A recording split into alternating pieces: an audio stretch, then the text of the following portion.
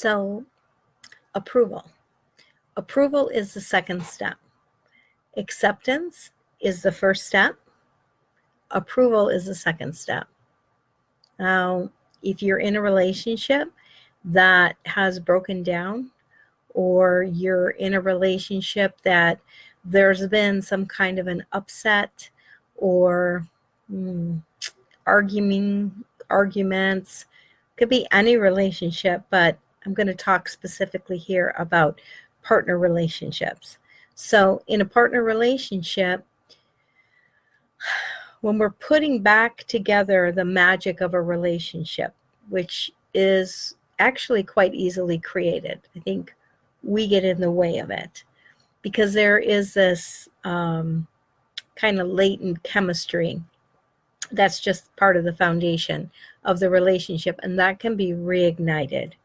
It's just to limit the amount of damage that you're doing to the relationship while you're getting yourself together. So when I work with people, that's one of the first things we do. It's almost like you have to learn these 3 principles, the 3 A's, and today I'm talking on the second one, which is approval. You learn them as quickly as possible and apply them, validate them. It's always good to validate. It's great to get information from mentors and trusted sources, but you have to validate for yourself. So I get people validating this pretty quickly, pretty early into working with me, because what it does is it kind of creates almost like a demilitarized zone at home. Like all of a sudden, there's not bombs going off all the time. It can just get the environment stable. So the first step was acceptance. You have to accept. Accept doesn't mean that you're validating what the person has done. It just means that you accept this is where we are, because you can't move anything forward or fix anything until you accept where you are and you accept the condition that you're in, the condition that your partner's in. So we're going to move on to the second step, which is approval. This is a tough one because a lot of people have difficulty with the first one, just accepting, just losing the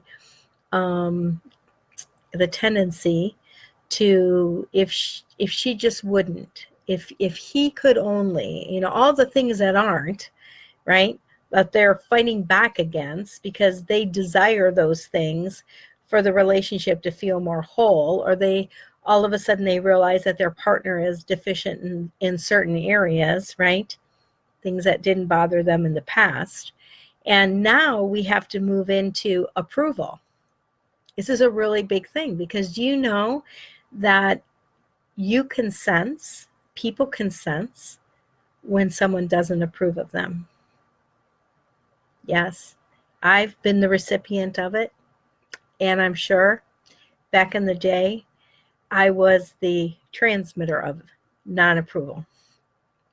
Approval is the only way to open the door for repair, or it's like if acceptance is a piece that gets you to the point where you can at least say, here I am, and stop negotiating for it to be something more. Now you can work on it and make it something more, but you have to have that acceptance. So the next step, and what really opens the door to the house or the mansion, could be a cabin, could be a mansion. It's really however big you want your relationship to grow to. But when we open that door, opening the door is the approval piece. You have to find things about your spouse, about your partner, to that you can find approval with. I worked with someone in the past. Her husband had an affair and didn't want the marriage to end. Wanted to put the marriage back together. They had gone to counseling. She had all of these. She was living still in the past because she had accepted that he'd done it, okay? But she hadn't accepted the totality of he's done it, but we're going to put this back together, okay? I'm going to agree to stay, and we're going to be one of the couples that makes it through this. She hadn't accepted that. That's really big in order to open the door for approval, right? So she was kind of stuck there. She was really stuck there. It was just bugging her that she couldn't like get past, that she couldn't set it down. It had been like over a year. She couldn't set it down, but she was constantly disapproving of him. And she'd say, I never say anything to him. I don't say things like that to him. She said, I just kind of remove myself. But she was like removing herself like all the time. He knew that she didn't approve of him. He felt her disapproval. People can feel your disapproval. That had a happy ending, even to this day. But it required some intensive work, and she got through it, and then he did some work. It was great. I mean, they are a really amazing couple. But that's not what this is about. That was an example to tell you that as soon as she could find little things about him to approve of, like she felt like if I show him approval, then he's going to think everything's okay, and I'm still not over it. If I show him approval, he's going to think that what he did wasn't so bad. He's going to think that it was okay. And none of that is really true. Because what you have to find approval with, what you have to make the switch in your head is that you've got to find things about this person who's your partner that you can approve of. You've got to start being a good finder. And they could be little things like he takes the garbage out. He takes the trash out every week. She always does my laundry and folds it and puts it in the drawer. I mean, I don't know what it is. He's a great provider. She's so good with the kids. She's an excellent mother, right? She's a great baker. She's a great cook. He's awesome at the details of our yard. I don't know what it is, but there are things that you can start noticing and approving of those things. If you want to move a relationship forward, you can't keep driving through the rear window. If the car is the vehicle, right?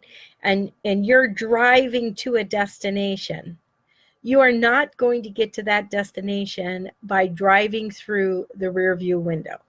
Whatever's in that rear view window is the past. You'll have to be looking to where you're going.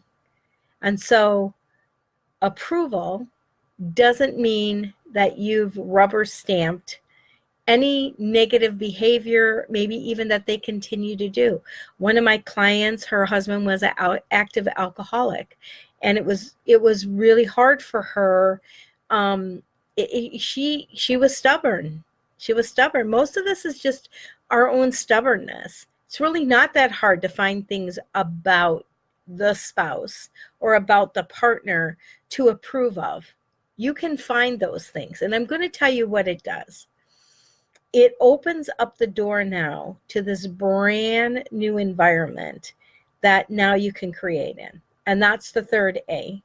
And what I'm going to do is talk on that, if not tomorrow, before the end of this week. And that's the final piece in the 3 steps to really start creating just a great base that a magnificent relationship can be created on, can be built on. Approval. Find things to approve.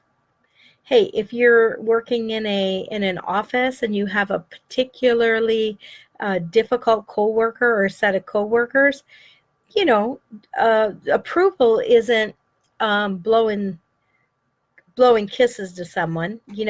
Approval isn't compromising your integrity and kissing up to someone. That's not what approval is. Approval is noticing when they're doing something good, when they're doing something well, Notice. It's just noticing. That's all that it is. Notice. Approve. Approve. Notice. You can comment even. It'll create the best environment to live in, one of approval. People feel it. When they feel that approval, that's when change starts to occur. They're inspired to change. They're inspired to create. When you think back when you had a teacher and you were in a school and you had a teacher who just was critical of like, just it seemed like everything you did, like you could just never do anything right. I know that there are people who have parents like that. That growing up in that environment of disapproval beats people down. They don't feel inspired to be the best version of them. But you change that around, and you meet people where they're at. You just meet your friend, meet your family member, meet your child, meet your spouse right where they are, and look for things to approve and start creating a spirit and an environment of approval. And when you do that, that's when the door is open to some magic happening. See you in the next video.